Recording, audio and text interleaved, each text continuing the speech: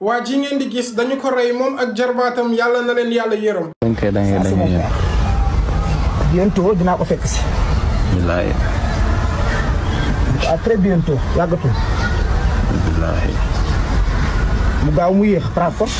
waaw kañ mu ko daw moom. ko par la force naa fekk si sama papa si. vidéo bi nag bokk na ci vidéo yi nga xamante ne ñoom ñoo ma gën a touché ndax li nga xamante ne moom la ciy wax dafa yéeme loolu. boole koog ñu gisaale beneen vidéo boo xamante ne moom def na ko muy wax ci wàllum rey ki nga xamante ne reykatu nit la.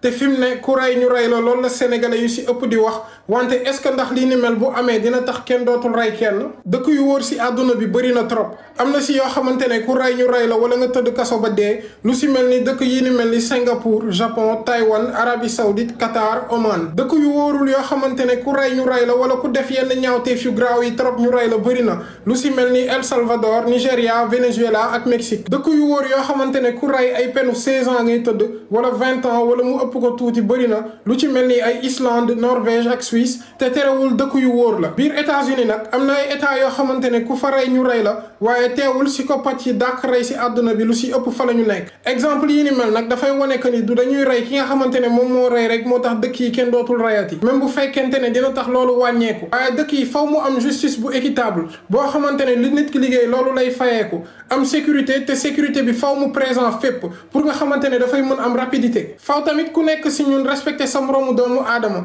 bëggante joxante cër jàppalante ñu gëm yàlla topp suñu diine ñu am éducation bu baax fexe di wane bon comportement di dund non violence bañ a dund jalousie ak teg bët. ku rey ñu rey la moom baax na mais na nekk loo xamante ne justice bi moom moo koy décider ñun citoyens yi nag nañu fexe def suñu wareef ba nga xamante ne dinañu rus def yenn ñaawteef yi.